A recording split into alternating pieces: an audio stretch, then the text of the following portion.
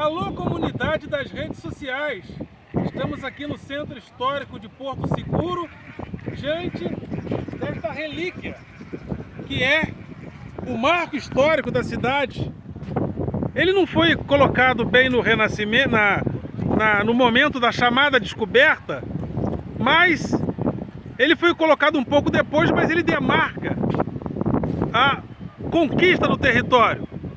Aqui nós temos a Cruz da Ordem de Avis e atrás temos o brasão da Armada Portuguesa.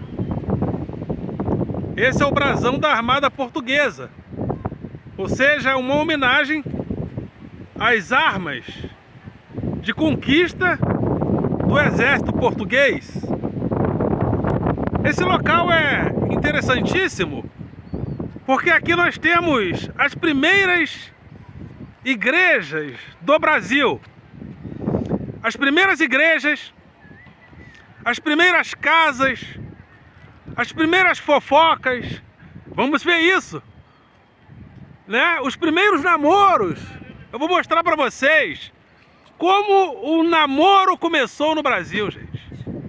O início da fofoca, o início da religiosidade, o início da moradia, as primeiras casas do Brasil, todas estão aqui, porque neste local, o Brasil, houve um encontro entre Portugal e os nativos dessa região. Eu não gosto de chamar de descobrimento. Este território já estava descoberto. Então, Pedro Álvares Cabral e a sua armada não descobriram nada. Isso aqui já estava descoberto.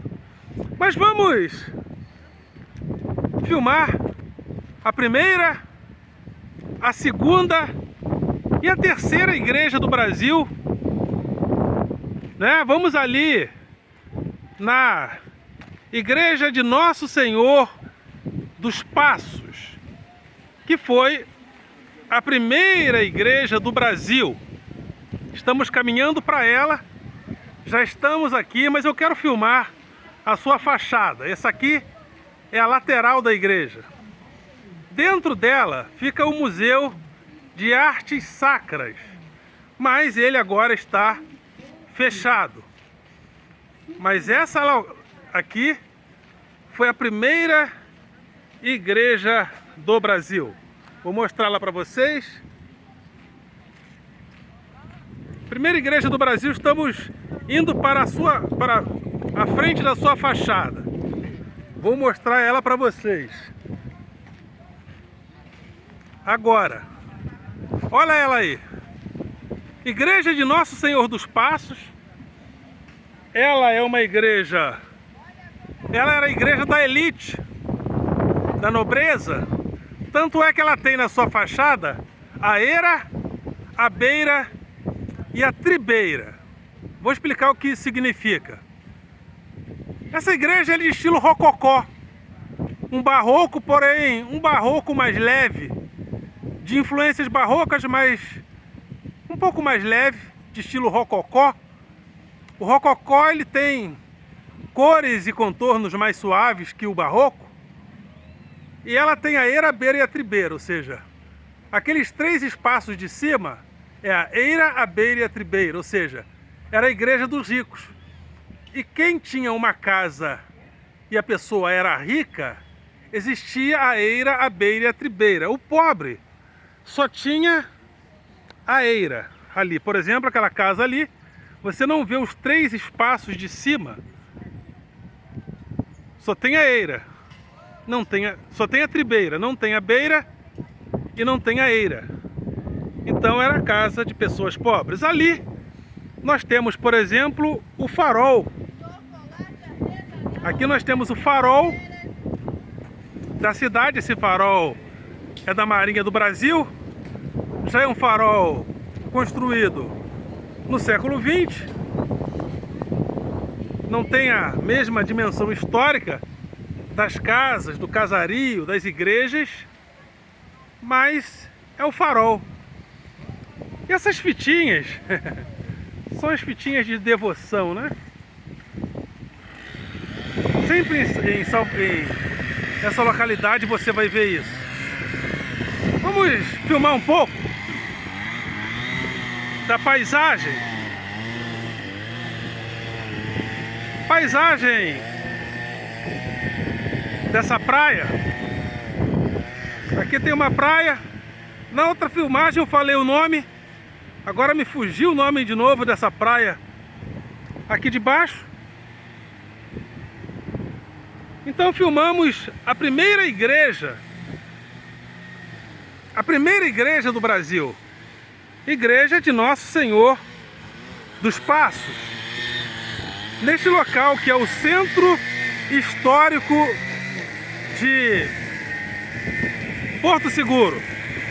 Porto Seguro, local onde os portugueses chegaram por primeira vez neste território que nós chamamos de Brasil. Dentro da outra igreja, que é a igreja de Nossa Senhora da Pena, nós temos a icônica imagem de Nossa Senhora da Pena. Nós estamos caminhando para lá agora, passando mais uma vez pela primeira igreja do Brasil, a igreja de Nosso Senhor dos Passos, e vamos caminhando agora para a segunda igreja do Brasil. Vamos caminhar. Essa casa aqui, por exemplo, não tem a eira, a beira e a tribeira. Então, era casa de pessoas pobres. Ali, nós já temos a eira, a beira e a tribeira. Então, era casa, significa que essa casa pertencia a pessoas ricas. Olha lá. A eira na parte de cima e por baixo a eira e a tribeira. Por isso que falamos que pessoas pobres são pessoas sem eira nem beira, porque os pobres só tinham a tribeira, eles não tinham eira e eles não tinham beira nas suas casas. Por isso, pessoas sem eira nem beira. Aqui, essas pessoas aqui não eram pessoas sem eira nem beira. Olha só, na parte superior, abaixo do telhado, tinha a eira, a beira e a tribeira. Agora, estamos aqui diante da segunda igreja construída no Brasil, Igreja de Nossa Senhora da Pena. Vamos agora, também de estilo rococó. E essa igreja interessante que ela só tem uma torre. Segundo as narrativas aqui dos guias, ela só tem uma torre porque quando uma igreja tinha mais de uma torre, segundo as narrativas, ela pagava imposto. Então, um jeitinho brasileiro começando aqui. E também, nessa torre, aqueles ladrilhos, segundo os guias, servia também de farol para os navios que chegavam na localidade. Essa igreja aqui já está aberta, nós já podemos entrar e podemos perceber seus interiores.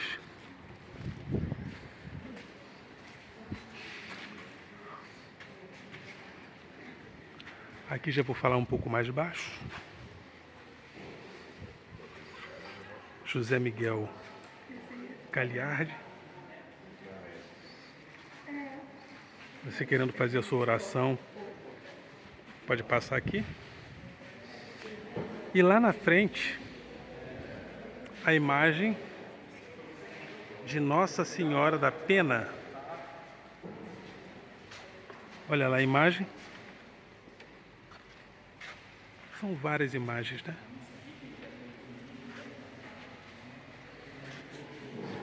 Aquela de roxo ali é Nossa Senhora das Dores, com cabelo natural, inclusive. As pessoas doavam, né? Cabelos, olha só. Cabelo natural.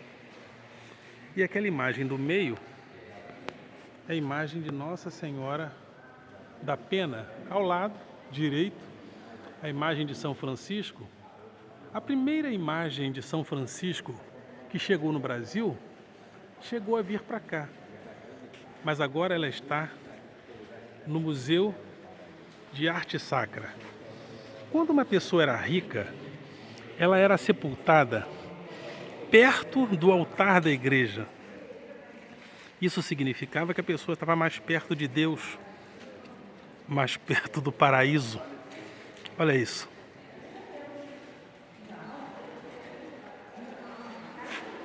Essa aqui é complicada da consistência católica do ponto seguinte.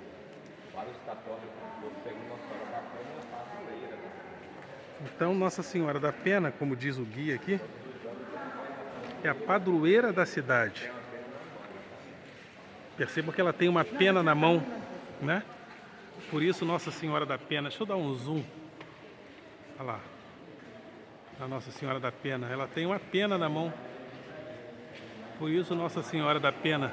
A gente vai caminhando, e às vezes o guia fala alguma coisa, ele nem está fazendo, nem estou pagando esse guia, mas ele fala alguma coisa, eu lembro, né? Aí eu informo para vocês. Pegando uma caroninha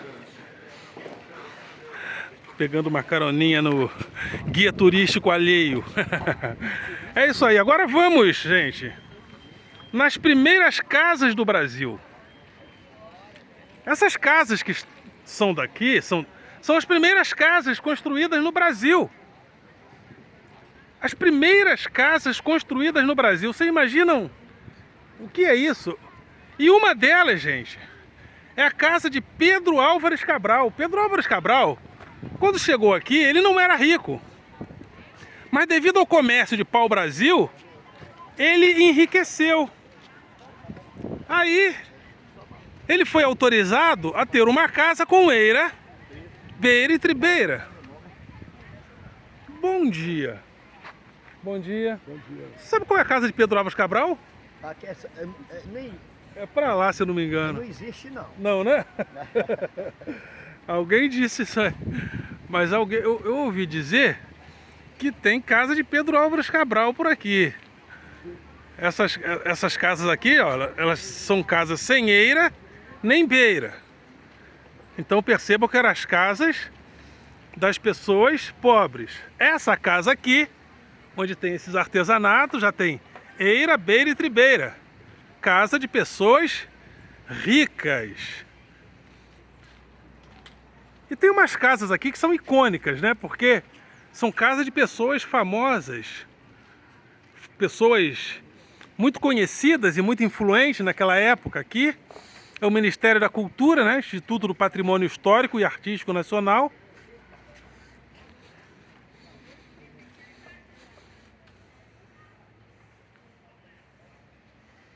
Aqui. Aquela casa ali, ela já foi uma casa construída muito depois, por volta do século XIX. Vou contar a história dela para vocês, né? Esses brasões sempre eram de pessoas importantes, cada um com o seu significado. Cada ordem tinha o seu brasão, como a maçonaria, por exemplo, tinha o seu brasão. Aqui temos uma casa de uma pessoa muito conhecida também, que ficou muito influente, Edson Ramalho. Edson Ramalho é descendente de João Ramalho, um conquistador. Chegou aqui no século XVI também, um navegante, e essa casa aqui pertence aos seus descendentes. Se você quiser comprar uma casa nessa localidade aqui, devido ao seu valor histórico, você vai ter que desembolsar no mínimo R$1 milhão. E o vídeo que eu vi falando sobre isso é um vídeo antigo. Então hoje você deve pagar bem mais de R$1 milhão se você quiser adquirir uma casa aqui. Essa casa, ela é de um médico chamado Antônio Rinaldi, ou Ricaldi. Antônio Ricaldi, é isso mesmo, um médico que abriu a primeira escola de medicina no Brasil. E a casa dele tem essa arquitetura porque ele era da maçonaria. Então, essa arquitetura tem tudo a ver com arquitetura maçônica é a casa de Antônio Ricaldi. Ali nós vimos a primeira igreja aberta no Brasil, a segunda igreja, aquela ali é a igreja que foi igreja de Nossa Senhora do Rosário dos Pretos, hoje igreja de São Benedito. E ela é aberta quando os negros começam a ser trazidos para cá. E começa a ser a igreja dos pretos. Não, mesmo na religião não podia haver uma mistura entre as elites e as pessoas mais pobres. As pessoas mais pobres deveriam ter a sua igreja. E as pessoas mais ricas tinham a sua. Essa aqui, num estilo religioso, né? Não tem aquele estilo rococó, não tem o estilo barroco, é uma espécie de uma capelinha. Então, aqui era a igreja dos pretos, dos pobres, São Benedito. Vamos observar que nos seus interiores há um interior bem mais simples. Olha aí.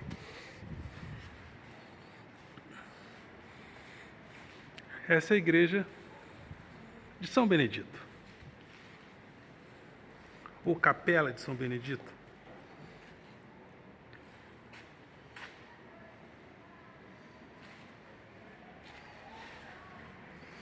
É muita história em um lugar só, né?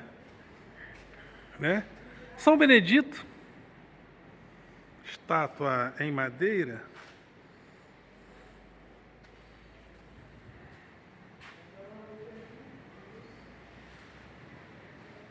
Perceba os interiores bem mais simples da capela.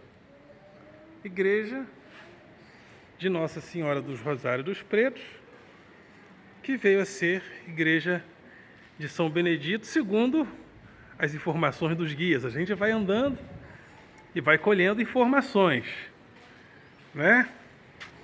Ali tem uma casa, por exemplo, que eu acho que ela deve ser uma casa de bastante importância, né? Mas não tem eira, beira e tribeira, curiosamente, né? Que dá o nome da rua está nela, né? Rua Antônio Ricaldi. Ah, é o médico. O primeiro médico a abrir uma escola de medicina no Brasil, em Salvador, é o Antônio Ricaldi, que dá nome a essa rua, Rua Antônio Ricaldi. E essas casas, as primeiras casas do Brasil, com eira, beira e tribeira. Olha só, evidentemente que os conquistadores que eram donos dessas casas, pessoas ricas, e elas têm cada uma cor. E quando as pessoas queriam mandar uma encomenda de Portugal para cá, a encomenda vinha com a cor da casa, porque não havia essa maneira que nós temos hoje de colocar o nome da rua e o número da casa. Então as encomendas vinham e elas vinham com a cor do local para onde elas deveriam ir. Olha isso. Do lado da igrejinha, da capelinha, era um colégio jesuíta que os jesuítas usavam para catequizar os índios. Claro, se os portugueses queriam conquistar um território, eles também teriam que conquistar ideologicamente. Os índios não poderiam continuar cultuando seus deuses e serem devidamente colonizados, até porque o princípio religioso é o que norteava as sociedades do passado. Então aqui era o colégio jesuíta. E hoje nós temos só as ruínas dos colégios jesuítas. Depois esse colégio ele é desfeito para a comercialização do pau-brasil e foi aberto aqui uma oficina para comercialização do pau-brasil. Depois os índios, numa revolta, vieram e destruíram a oficina. Então hoje não temos nem o colégio jesuíta, nem a oficina. Mas temos ali a igreja de São Benedito. E aqui todo um comércio de artesanato. E você pode vir para cá e adquirir. Boa tarde. Quem vier para cá deve procurar quem? Qual é o seu nome, amigo? Edivaldo. Procura o seu Edivaldo aqui para pegar os artesanatos com o seu Edivaldo. Algumas... Boa tarde, boa tarde. É isso aí. Aqui, a pessoa que vier para cá procura quem? É isso aí. Seu Hamilton. Obrigado. Ali que é o pau-brasil, né? Aquela árvore ali. É o... Oi? Ah, vamos voltar aí, vamos pegar, vamos passar aqui. É isso aí. Obrigado, seu Hamilton. Boa tarde, boa tarde. Aqui é acarajé? Aqui é o pau-brasil, amor. Aqui é o pau-brasil, gente. O pau-brasil, ele dá nome ao Brasil porque... E a importância dele é que ele soltava uma tinta vermelha. E naquela época era muito difícil uma pessoa tingir as suas roupas de vermelho. É por isso que o vermelho era a cor da nobreza. Era muito difícil você encontrar a cor vermelha. Então o pau-brasil, segundo um professor que eu tive no Bennett, professor Reginaldo, ele disse que o nome certo do Brasil deveria ser Berazail. Que existia uma planta, o Berazail, onde as pessoas adquiriam o vermelho. Mas como o Berazail não tinha por aqui, os portugueses começaram a chamar esse pau de pau Berazail. Então o nome do Brasil deveria ser Berazail. Mas como os portugueses comem as vogais das palavras, eles falavam pau-brasil. E o pau-brasil virou Brasil. Brasil, Brasil, zil, zil, zil. É o pau Berazail que virou o pau-brasil. Agora, tem uma casa que dizem que é a casa de Pedro Álvares Cabral. Será que existe essa casa mesmo?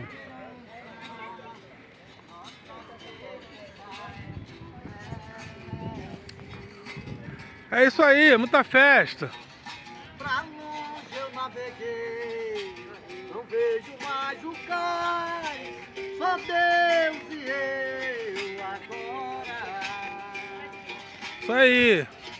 As ondas grandes vêm, tentando me arrastar, aonde da precisa. Tudo bem. A minha vida é do meu coração é do meu mestre. Os meus caminhos é do mestre.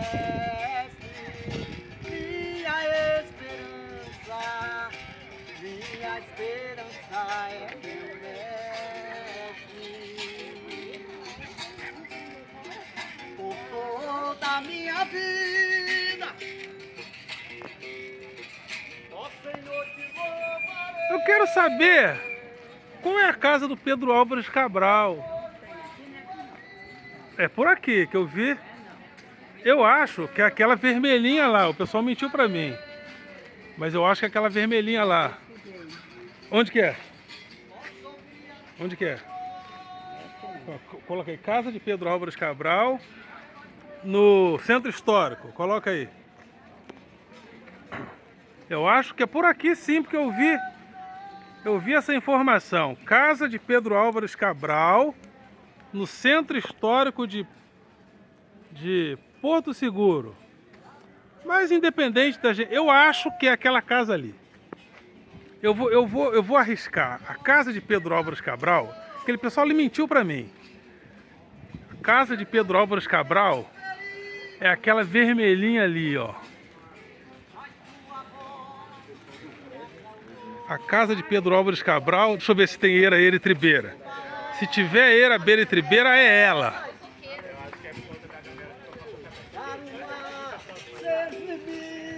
É, eu acho que é ela sim. Tem eira, beira e tribeira. Ah, essa aqui. Essa aqui é a casa de Pedro Álvares Cabral, gente. Essa aqui mesmo. Pedro Álvares Cabral comprou uma casa. E como ele passou a ser rico, ele foi autorizado a ter também eira, beira e tribeira no seu local, na sua casa. Então, gente, é muito significado neste lugar icônico, aqui no centro histórico de Porto Seguro. O centro histórico de Porto Seguro é isso aí. É muita história num lugar só. Tem muita coisa para falar sobre esse local. Eu só passei. Eu passei en passant.